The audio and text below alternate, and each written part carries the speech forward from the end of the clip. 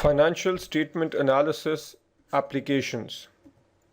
In this reading, we will talk about the application of financial statement analysis.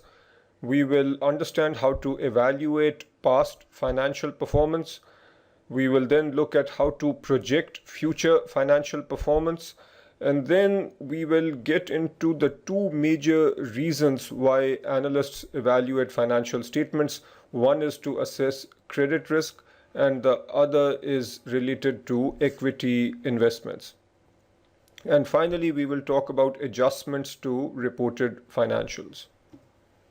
Evaluating past financial performance. These points are taken straight from the curriculum and they highlight what we need to consider when we evaluate past financial performance. I will simply read this for you. As an analyst, you need to consider how a company's measures of profitability, efficiency, liquidity, and solvency change over the period being analyzed, and why is this happening. As the industry matures, a company might try to improve its efficiency. If you are a credit analyst, you might be particularly concerned with the liquidity and solvency of a company. These are items that we will see in more detail later. How do the level and trend in a company's profitability, efficiency, liquidity, and solvency compare with the corresponding results of other companies in the same industry? Or more specifically, you can look at the peer group. And then how can the differences be explained? What aspects of performance are critical for a company to successfully compete in its industry? How did the company perform relative to those critical performance aspects? And then what is the company's business strategy? What is the company's business model? And do the financials reflect the strategy? The curriculum gives several examples in this reading. Most of the examples are fairly long-winded. You can read the examples if they have time. I think they are very interesting, but from a testability perspective, there are just a few core points that you need to recognize. And what I'll try to do in this lecture is highlight those important points. The first example is a case study on Apple, and it showcases how Apple's change in strategy is reflected in its financial performance. In the early to mid 2000s, Apple primarily was a personal computer company. Its sales came mostly from the Apple Macintosh or the Mac. But then Apple changed its strategy and the focus moved away from being purely a PC company to a company that provides several integrated products. And if you look at Apple in 2010, it had the iPhone, Apple sold iPads, iPods, music was downloadable through iTunes. So the product mix changed substantially. And if we look at Apple's revenue and the mix of revenue coming from different sources, we will see that that product mix and the corresponding revenue changed substantially between 2007 and 2010. So what that tells us is that the financial performance is reflecting Apple's stated strategy. Apple's strategy involved selling differentiated products. So Apple is a major innovator in its field. And when a company sells differentiated products, it can charge higher prices, which is what Apple does. And that should be reflected in higher gross margins. If you look at Apple's gross margins between 2007 and 2010, as the strategy was being implemented, the gross margins are actually becoming better. So that again reflects the fact that the financial numbers do point out that the strategy was working. The impact on operating profit margins is weaker. The reason is that for a company that is providing differentiated products, innovative products, there still needs to be a substantial amount of investment in R&D, in marketing, and so on. These relatively high costs will have an impact on profit margins. So just because a company has differentiated products and higher gross margins doesn't necessarily mean that the operating profit margins will also be very high. The example also showcases Apple's liquidity. If we look at the liquidity ratios, they are quite high in the 2 to 3 range. This says that Apple had a lot of extra cash, or at least a lot of current assets relative to liabilities. There are several reasons why this might happen, and there are several ways in which a company can use that extra cash. One interpretation might be that this would be inefficient usage of funds, but another explanation would be that this is like Apple's war chest, where the extra liquidity could be used to make acquisitions.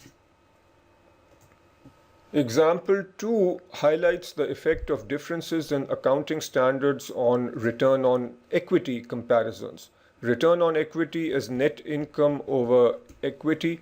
We are looking at 3 telecom companies. One is Verizon in the US, which uses US GAAP. Then we have a telecom company in Mexico using Mexican GAAP, and a company in Brazil using Brazilian GAAP. It is a long example, but the main point is that differences in accounting standards can have a substantial impact on financial ratios. In other words, it does not make sense to take the unadjusted numbers for, say, return on equity and simply compare them. If we do want to compare these 3 telecom companies which are using different accounting standards, we need to first make sure that all the numbers are presented in a particular standard, US GAAP for example, and then it makes more sense to compare ratios. This example shows that after we make adjustments, the change in ratios are quite significant. Next, we talk about projecting future financial performance. The first thing we need to do is forecast sales for a company, and what is presented here is a simplistic way of forecasting sales. We first forecast the expected GDP growth. Then we forecast the expected industry sales based on historical relationship with GDP. So if historical data tells us that a 3% increase in GDP corresponds to a 3% increase in sales, then we use that. In some industries, a 3% increase in GDP might have a much higher increase in sales numbers. This relationship between increase in GDP and the company sales or the industry sales is available by looking at historical data and doing regression analysis. We should then consider the market share of the company that we are evaluating and whether that market share is going to change or not.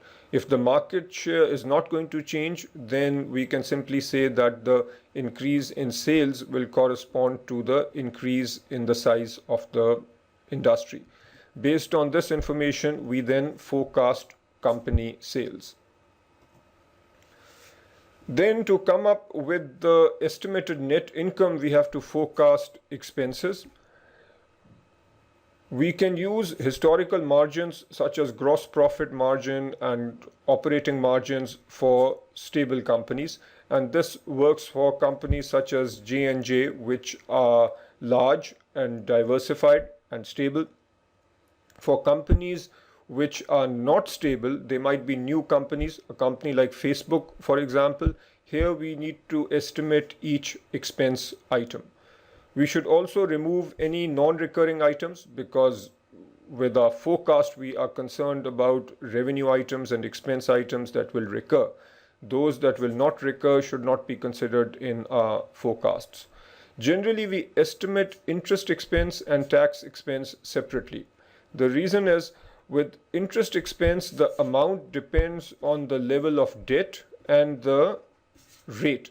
So we have to estimate the debt that we expect in the future, and we need to estimate the interest rate, and it is the combination of these two which will define interest expense.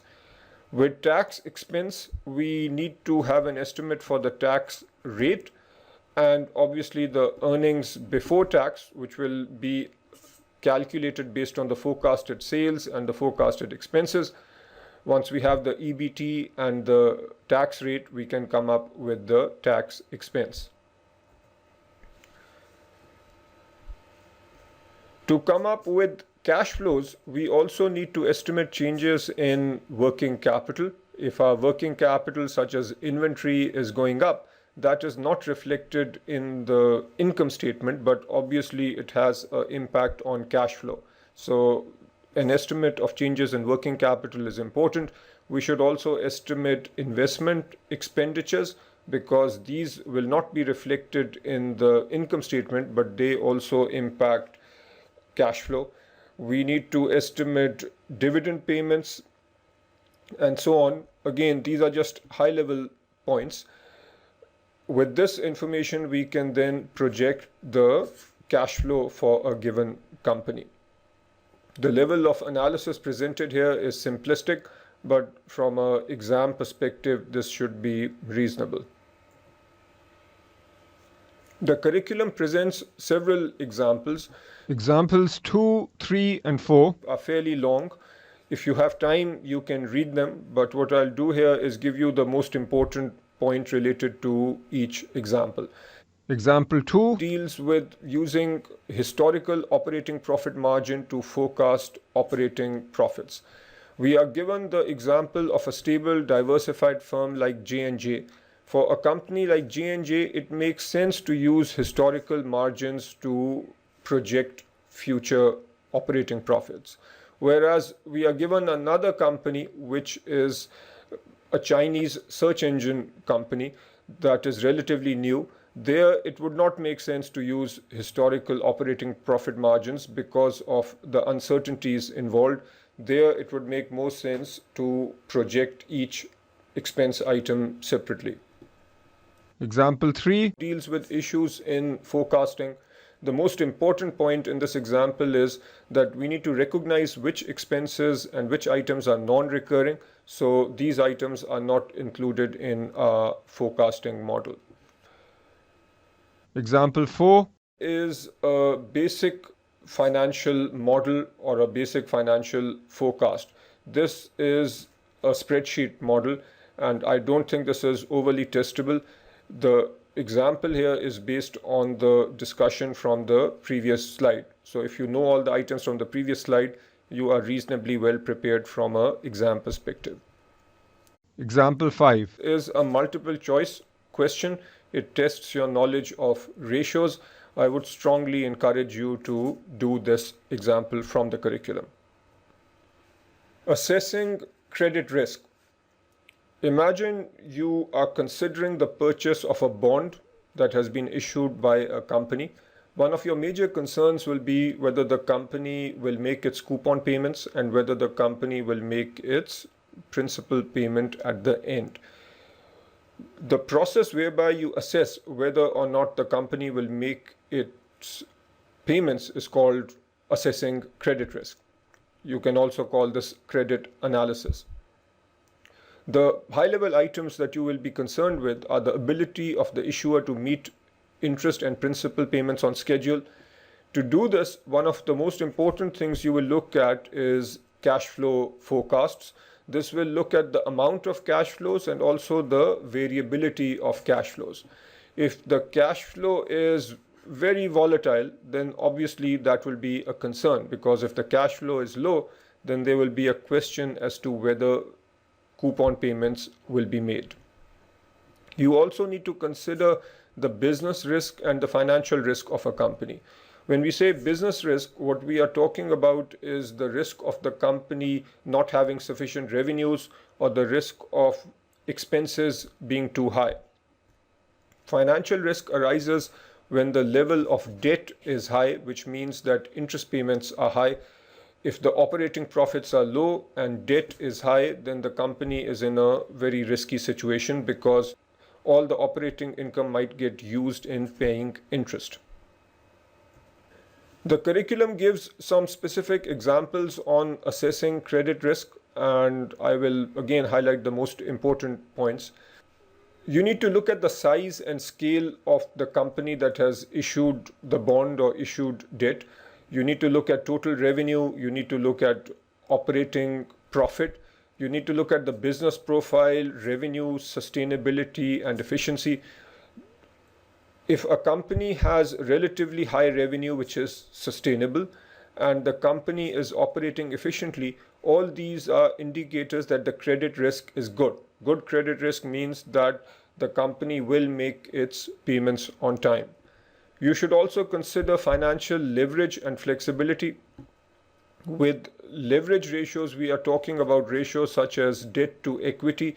Low ratios are good because for a given amount of equity, if a company has low debt, that means that it will easily be able to make its debt-related payments. Coverage ratios such as EBIT over interest, you want these ratios to be high. High ratio means that the operating profit is relatively high compared to the interest payments. Debt over EBITDA, you want debt to be relatively low, and EBITDA, which is a proxy for cash flows, should ideally be high. If this ratio is low, that's a good thing. Free cash flow to debt, you want free cash flow to be relatively high and debt to be relatively low. So if this ratio is high, that is good. By good, we mean low credit risk. We should also be concerned about the liquidity of a company. The classic liquidity ratio is the current ratio, which is current assets over current liabilities. If this ratio is high, that means the company will easily meet its short-term obligations.